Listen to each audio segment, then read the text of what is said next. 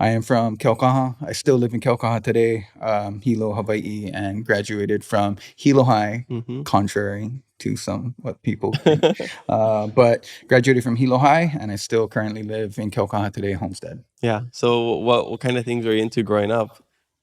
I think, I mean, especially down in Kūhaʻo, I was definitely into bodyboarding growing up. And then my dad, who's originally from Manoa, from Kaneohe actually, when he moved over here, he was just super in love with the hiking, the fishing, the camping. And so when we were growing up, we got to go camping pretty often. And so I got immediately hooked to going whipping with my dad. There's just one picture, but I think I was maybe like 10 or something when I caught my first omilu, and it ended up being like a 10-pound omilu. So I've been Oh. lifelong hooked to going whipping and going holo holo. And then other than that, just bodyboarding, surfing, doing regular kid kind things over here. Yeah. When you were growing up, your dad already started this. Yeah. Actually, the company started in 1985. We turned 40 next year. It's crazy. Yeah. But in 1985, I think I was 3 years old at the time. Okay. So I think for him, maybe it was a reaction to having me at the time, and he was like, "Oh, I gotta do something." So, but yeah, I grew up around the business, and then even when he was doing craft fairs in Oahu, he'd do multiple craft fairs a year, and then also even in the shop, I was like, organizing hangers and stuff. Well, I was always around. So you was like how your son is right now. Yeah, basically. I think my dad, the pocket side, he definitely had me working as young as possible, and that's the same plan I have for my son. That's free child labor. Yeah. Exactly. As every parent should. Yeah, it's payback. Yeah, exactly. Yeah. Well, so you ended up graduating from Hilo High, and then what did you do after that? I graduated from Hilo High, and I took a year off. I wasn't really that good at school. I was actually pretty, like there was more than a few years that I didn't think I was going to make it to the next grade. But because I had a few good teachers, Miss Nakamura from high school, from Hilo High, they kind of pushed me to follow some of my passions. And one of my passions was like, I really was into surf shorts at the time. So I wanted to kind of start off my own surf shorts brand, basically, and then open up a surf shop. That was my ideal goal. I think my grandpa told me, like, I wrote him a business plan to loan me some money so I could start off my surf shop. I'm pointing this way because our first place was right down over there.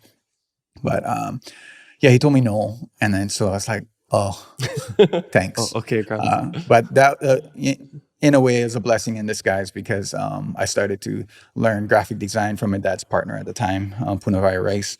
And so he taught me Corel Draw. So this is like way back. Yeah. But I think I was in 9th or 10th grade at the time. So just learning what the graphic programs were like, and then starting off with t-shirts, to me, I feel that was a way better, a slow step forward rather than jumping and diving straight into a surf shop. So yeah, right on. By the time I graduated from Hilo High, I kind of had a small t-shirt brand. It's called Absolute Vision. Back in the day, I was just hustling t-shirts. There was always a Musubi girl, Ramona Noane, and then there was me selling t-shirts. But yeah, I got to know kind of like just the basics of business. And then right out of high school, I took a year break from school, and I was just doing graphic design, like contract work, doing small logos here and there. But other than that, pretty much just trying to figure out my way around like this idea of like creative business, Yeah. Wait, I don't know if you noticed, because you just mentioned you were selling shirts right next to a Musubi girl. Yeah. And I just noticed downstairs, we're in downtown Hilo, there's a Musubi shop. Oh yeah, there's a Musubi shop right next door. Oh, how's that coming full circle? Is that Ramona downstairs? I don't even know who that is downstairs. Yeah, this brand new place called Musubi's, but check them out. Yeah, I don't know. Musubi is definitely one of those items that I always think about, that like, if it was in a trap and you had to like stick your hand in, Musubi would want to be one of those items that definitely would catch me. Totally. For sure. Yeah. Okay. So, were you always like, did you have Kuleana already at that time to take over your family's legacy? Or were your parents and Ohana kind of like, hey, just do whatever you want, and, if you want, you can come work for the family business? It's a great question. And the kuleana part, I think, especially on the Kūhaʻo side, it does get heavy at times. And it's a lot of commitment for sure. But I think with my parents, they were relatively lax about it. Like, they were really trying to feel me out how much kuleana I'd want to take on and how much I was interested in hula. I think I got tricked into starting dancing hula because my cousins were started dancing too. My cousin Ulu, and then also Komakiva. And so during that time, I always wanted to hang out with them. And so my mom guys, I was like, well, they're dancing hula. How about you start dancing too and see how you like it? Mhm. So I started dancing at that time, and I didn't even really like tell people that I danced hula. I think, you know, in the 90s, the machoism was Mhm. very American machoism was very heavy at the time. So Mhm. I didn't really talk about dancing hula too much. But as I started to dance, I actually enjoyed the physicality of it, and especially our unique strain of kahiko that we hold. And so, yeah, I think I started to like it, but the kuleana side didn't really come until way after I came back from college. So Mhm. it was more getting to understand what the practice of hula iha'a is and being a part of it rather than acknowledging the kuleana just yet. Mhm. I knew it was there, but I think now it's a lot clearer of how to uphold that kuleana Mhm, portion, mhm. you know? Totally. I mean, I feel the same way. I mean, I went Hawaiian immersion and Yeah. we had to do all the cultural practices. I didn't like Yeah. it. I would always lip sync when we oli. Yeah. I would hide in the bathroom doing pico, Yeah. and then go to class. And they're like, "Where are you in pico?" I was like, "Yeah, I Yeah, of was right next to course. Yeah. chemo." Yeah. And then hula, I was start breakdancing when Kūhaʻo was teaching Yeah. us. I get in trouble, and yeah, so I never was into that stuff. But it wasn't until I went to the Peace Yeah. Corps and came back, and I really missed our culture, and I Yeah. got back into it. I even took hula classes Yeah. 2 years ago Oh, as an nice. adult. Yeah. Yeah, I ended up going to design school after a year. I took a break after high school, and I ended up going to college in LA, the FITM, Fashion Institute of Design and Merchandising. But I ended up majoring in graphic design. I actually just did a lecture a keynote this past weekend at the UH Indigenous Innovation Conference. I Whoa. was like, oh, such big things. But I told them, I was like, I'm over here talking to you guys, and I went to school for literally like 17 and a half months, and that's it. But I think over that time, the graphic design was just for me to kind of learn a tool to be able to express some of the ideas or concepts that I had.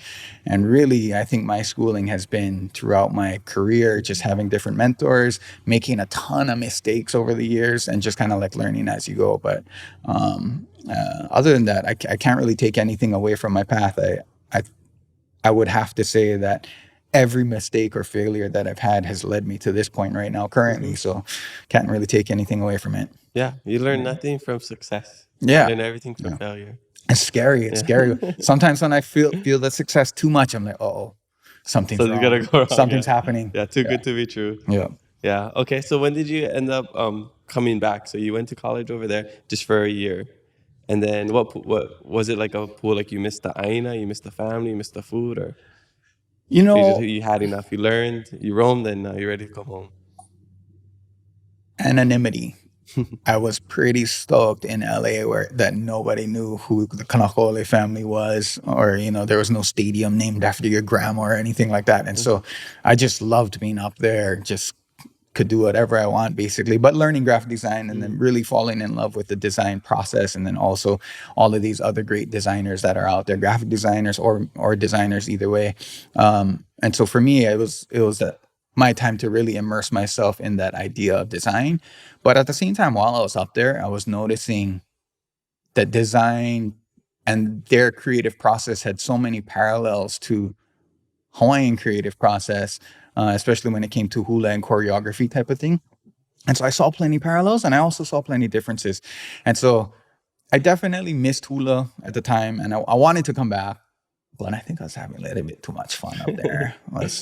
Yeah, I was enjoying myself a little Yeah. bit. And then my dad was finally like, okay, you know what? We helped you pay for some of your college, but it's time for you to come back and start working for the company. And so Mm. I think it was on his request that I Okay. was like, okay, I will come back now. And you never put up a fuss. A little Uh, bit. Okay. yeah, maybe here and there. I just had it as a background in my Uh-huh. head, but no, I never vocalized it. And as soon as I came back, I think the first thing I designed was We started to do some advertising, like just for new hiring employees type of thing, like little ads in the newspaper. And then starting to redesign some of the packaging, some of my earlier ones, and then also doing our fabric design. So my dad still does the original artwork. He hand cuts ruby lith. You can look it up online, but basically it's a clear film and a red film on each other, and he goes with an X-Acto and hand cuts into the red film, and when you peel away, that's the artwork that you have left. That's crazy.